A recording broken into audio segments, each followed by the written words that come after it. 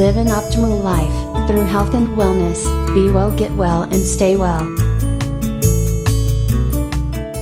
Hey, good morning, good afternoon, everybody. What I want to focus on is the microbiome, probiotic and prebiotic. So I figured, maybe I'll give a little bit of education around that. So give me here just 1 second and I'll get my screen shared. But I think to fully understand the power that those products have, I think we need to understand exactly what is the microbiome, and then importantly, what you can do to support it and how these products play such a powerful role in that microbiome. So let's just start off straight away. What is the microbiome? And the definition of the microbiome is that collection of microorganisms that live on and in us. Now, I think most of us are familiar with the notion that we have all of these, especially healthy bacteria, that are living inside of us. But what we're not so appreciative of is that they are all over us as well. So literally every nook and cranny is covered with different microorganisms. And like I kind of alluded to, most of these microorganisms we tend to think of them as bacteria. But actually, when we're talking about your microbiome collectively, what we're talking about are a whole bunch of different microbes. They can be things like archaea, or these very primitive bacteria. I mean, bacteria are primitive anyway, but these archaea are even more primitive. We've got things like protozoa, so these little single-celled animals that can literally swim around and get where they need to be. Fungi, so all different sorts of fungi are living on and inside of us. And then something we generally associate with incredibly unhealthy relationships are viruses, maybe especially in this current climate, right? We're obviously hearing a lot about a pretty nasty virus right now, but actually the right virus in the right place in our body can actually be a very beneficial thing and is considered part of our microbiome. And then, of course, I think what most of us associate the microbiome with are all sorts of different bacteria. But what we're talking about here is really a mutualistic relationship. I hear a lot of people say symbiotic relationship, but really the best word to use is a mutualistic relationship, because a mutualistic relationship, by definition, benefits both organisms that are living together. Okay, so we have these bacteria, viruses, fungi that are living with us. They're providing us a health benefit, but then we're also providing them with other benefits to help them grow and survive. And we see these mutualistic relationships all over nature. So I'll give you a couple of examples. Think about a honeybee and a flower. I mean, some of these flowers and these specific bees that are pollinating the flowers are incredibly complex. And in some cases, only a single species of bee can actually get in and pollinate a flower. But just to associate how close this mutualistic relationship is between our pollinators and flowers, if we lost all of the pollinators on the face of this earth, we would never eat another fruit again. Wouldn't that be terrible? So the fruit, by definition, is a ripened ovule, which is really a pollinated flower. How about Nemo? Everyone's seen that movie, Finding Nemo? So how about a clownfish and an anemone? So the anemone is providing shelter and protection for the clownfish, and then the clownfish is also providing a number of services back to the anemone, a great example of a mutualistic relationship. I'll show you a little video here. What about leafcutter ants? They're not so familiar to us in North America. But if we go down into South America, Central America, and even over to Asia, there are these leafcutter ants that, as maybe a limb falls off of a tree in the jungle, they'll go and they will cut these leaves off and they will take them back to their nests, and they actually farm these leaves for a fungi that grows on them. And then these ants actually eat the fungi. But then when that crop, if you will, is used up, the ants kick out the used up leaf matter and fungus, and it acts as a fertilizer to the jungle. So what these leafcutter ants are doing is really nutrient recycling all of those nutrients that are found in the jungle. And literally, the ants couldn't survive without the jungle, and the jungle couldn't survive without these leafcutter ants. I think another very common and very beautiful example of a mutualistic relationship are coral and algae. So we tend to associate coral as having these really bright, vibrant colors. But in fact, coral, for the most part, is just white. Every once in a while we'll hear about maybe a bleaching event that's happening on a reef somewhere around the world. What that is it's this mutualistic algae that's living inside of the coral that's actually being killed, either by excessive UV light or changes in water temperature. So when we kill the algae, that's actually what's giving the coral its color and why we call them bleaching events. So again, the coral's giving the algae a home. The algae is filtering the water and providing a food source for the coral. So this is exactly what's going on with our microbiome and ourselves. So these organisms are living on us, providing us various health benefits that we'll talk about in just a minute, but then we're providing them a place to live and also providing them with food. So I mentioned that the microbiome is all over us. It's on us and it's in us. And where can we find them? So we've got some examples here on the screen.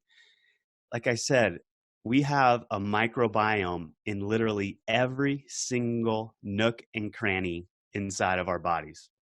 We've got a different microbiome in our ears, in our mouths, in our armpits, even in our belly buttons, for example. And then, of course, I think what we're most familiar with talking about the microbiome is those healthy microorganisms that are living inside of our digestive tract. But there's some very interesting statistics around the microbiome. It's been estimated that we have 40 trillion microbial cells that are living on and in us. Unbelievable, right? That's as many cells as we are as humans. So think, we are almost as much a part of our microbiome as we are our own selves. So what's been associated with the microbiome? And there have been a number of correlations between a healthy microbiome and then our own health. So we'll kind of go around the wheel here and read them. But we've got things like lipid metabolism. Our microbiome can help us metabolize certain lipids. A healthy microbiome has been linked to cardiovascular health, immune health. They can even make nutrients for us. So our microbiome can make a number of B vitamins. It can make vitamin K, as well as some others. Oral health. Our oral health and our risk of developing dental caries is directly related to a healthy microbiome. Bad breath would be another example. Links to brain health, nutrient metabolism. So I think it's clear that the microbiome is known for helping us chew up fibers and digesting them and creating a number of very healthy molecules. But our microbiome also helps us digest fat, digest proteins, and various complex carbohydrates. So they're actually helping us metabolize our food. They can also help us metabolize all different sorts of things that we're exposed to from our environment that are coming through as part of our diet. So they can help us metabolize a number of other substances. And then I think what the microbiome is most linked to is gut health. And obviously we want to facilitate as many healthy organisms living inside of our digestive system as we can to help promote gut health. So where is your microbiome? And if you think about this, this is an incredibly complex relationship that's going on. It turns out that the further we get down our digestive tract is where we see the majority of these various microbes and especially bacteria. So we've got a few of them kind of higher up in the small intestine, but as we move further down the small intestine, down into the colon, that's really where we see these massive populations of especially bacteria. But if you think about that, that's very clever. And it also leads to this notion that this is a true mutualistic relationship. because basically what our microbiome is doing is saying, hey, okay, human, you go ahead and try to digest all the food that you can first. And when you're done trying to digest and absorb everything that you just ate, when you're done with that, you just send it down our way and we will eat your leftovers. And that's really exactly what our microbiome is doing. So we're sending all of these things that we can't digest and absorb. So things like lipids, fats, fibers, those things make it down to especially the colon and the large intestine. And this is where that microbiome is metabolizing those compounds and is actually producing a number of health benefits for ourselves, and probably exactly why we see that wide range of health benefits. I don't know if anybody's ever heard this saying, but a lot of people consider our gut as being our second brain. Has anybody ever heard that? It's our second brain. And the reason people are saying that is because our brain and our gut actually communicate. Okay, and this is known as the gut-brain axis. So these microbes in your gut can produce these signals that travel through the body. So they make it into our bloodstream, get into circulation, and can directly affect what's going on inside of your brain. But it's not just affecting what's going on inside of your brain. That it's been shown that these chemicals can have wide-ranging implications really throughout our bodies. So let's talk about how that might be working.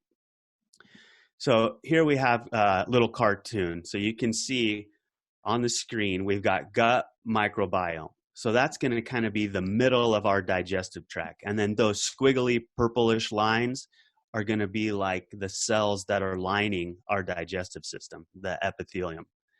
So what happens is as these microbes are digesting these various compounds and foods that we can't digest, they're making metabolites. So what happens then is these metabolites make it across the gut epithelium and make it into the blood. They then work to circulate and are acting as signaling molecules. So I guess in a way we're talking about nutrigenomics again. So these signaling molecules will bind to receptors and initiate these cell signaling pathways, and we can turn on these healthy genes. But what else is so interesting with this gut-brain axis is that not are we only in indirect communication through these cell signaling molecules, but we can also have this direct communication that's occurring with nerves. So there are literally nerves that are running from the brain down to the gut and back. And so this is one way, for example, that we know when we're full, we know when we're hungry.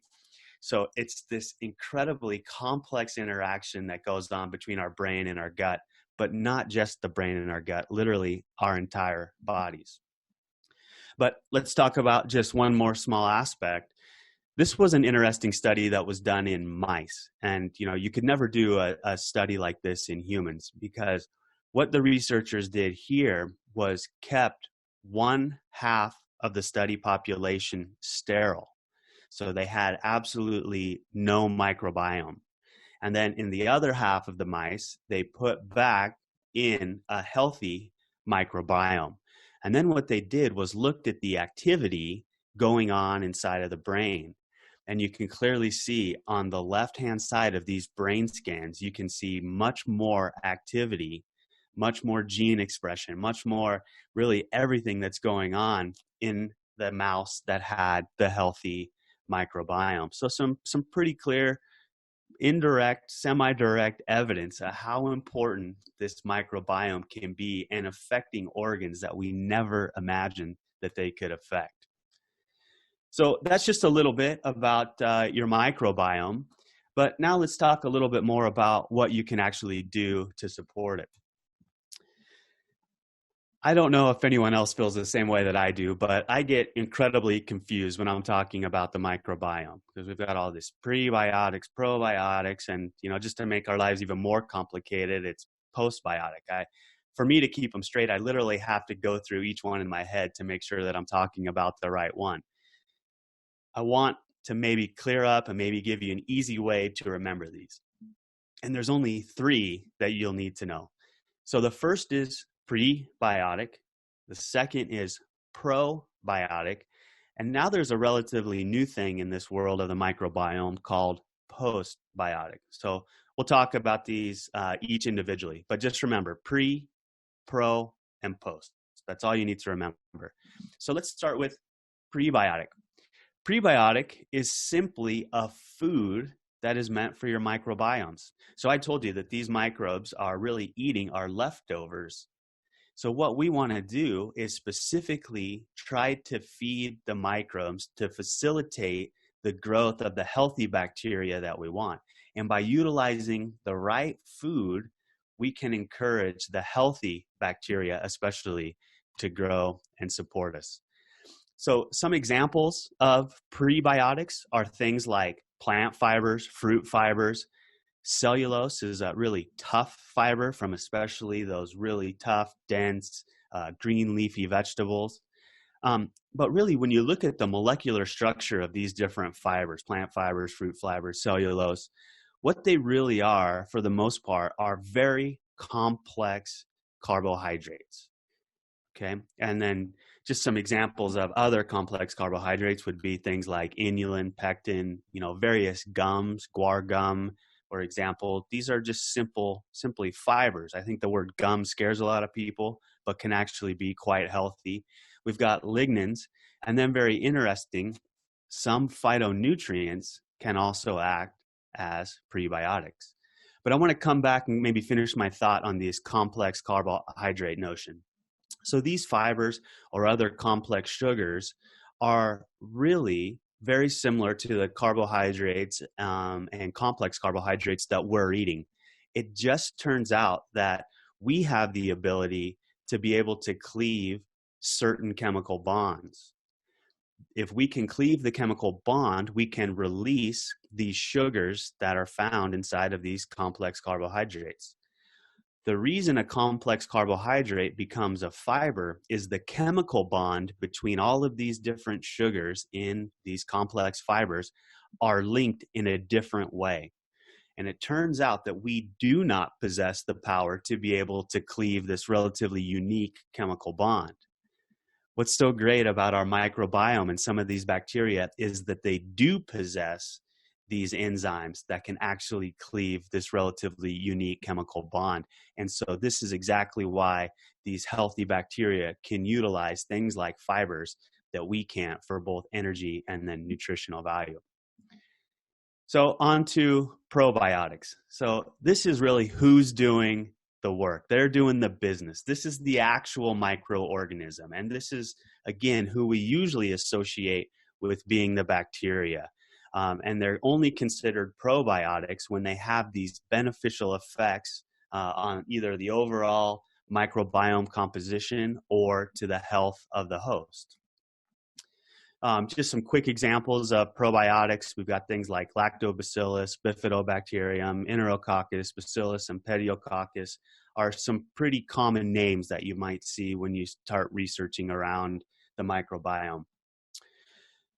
Now, what is a postbiotic? And this is kind of becoming the next wave of microbiome research. And really what you're trying to utilize isn't the actual living microorganism, but what you're trying to utilize are these metabolites or health or other healthy structures of these microbes for a health benefit. And the reason this becomes important, especially in human health, is some of these microbes become incredibly difficult to be able to culture, grow up, maybe put them in some sort of packaging, keep them stable on the shelves, and then have to survive again through the transit of our gut, through our stomach, and some of the other harsh environments in the small intestine. So to get around that, what scientists are doing are just isolating either cellular structures or these metabolites. And instead of having to give a living microbe back to us, they can actually just circumvent that and give us the healthy thing that's giving us the health benefit. Okay, so I hope that makes sense. Some examples would be heat inactivated bacteria. So you might grow them up, you'll heat and activate them, and then just kind of give that slurry back to us. They can be crude, ground up extracts, cell wall extracts, lipid-soluble extracts. So we're really looking for maybe some of those healthy lipid and lipid-soluble components inside of these healthy microbes, water-soluble extracts, and then, as I mentioned, these specific metabolites. So with that, Stephen, I'll hand it back over to you. Thanks everybody again for tuning in this morning. I love seeing all the comments and look at all the people on this call. So thanks again. Stephen, back to you. Thanks for watching. And remember, one change can have an enormous effect. Remember to subscribe, hit the bell and the like, and we'll see you next time on Love to Live.